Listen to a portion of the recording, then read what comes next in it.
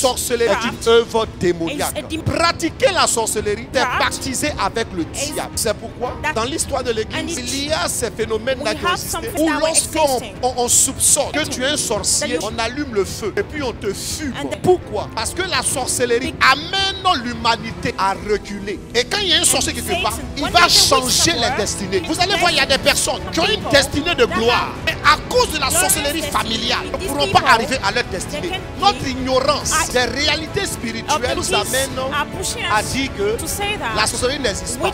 Il faut savoir que la sorcellerie est une réalité. Tu peux hériter de la sorcellerie. Pourquoi? Parce que l'esprit de la sorcellerie, on ne meurt pas avec. On doit toujours laisser. La sorcellerie n'est pas faite par les animaux, c'est fait par des hommes qui ont baptisé avec le diable et qui ont un pouvoir d'opérer dans le monde spirituel comme étant des esprits. C'est pourquoi vous allez voir que les sorciers ne sont pas seulement les personnes qui sont au village. Il y a des enfants, des jeunes, des adultes, des hommes politiques. Même il y a des hommes de Dieu qui sont sorciers. Et un ancien sorcier converti disait que nos réunions sous la mer, présidées par la sirène des eaux, je voyais certains hommes politiques, certains directeurs. On peut être en veste, cravate, voiture climatisée et puis être un sorcier.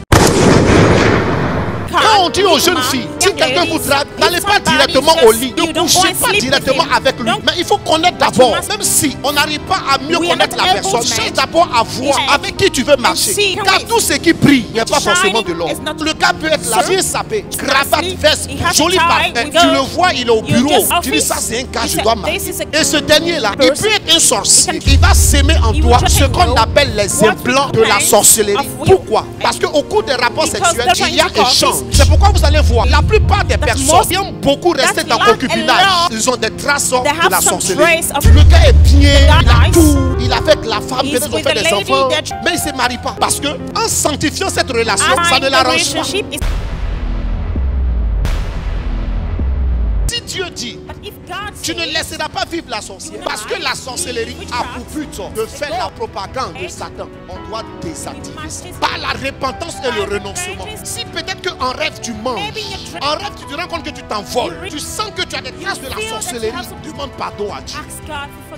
Maintenant, si tu ne sais pas, sans le savoir, quelqu'un vient coucher avec toi, ou tu fais des rêves, tu te vois avec des enfants. À quel moment ils t'ont marié? À quel moment tu as fait un enfant? Concernant les esprits incubes et succubes, un sorcier peut te marier.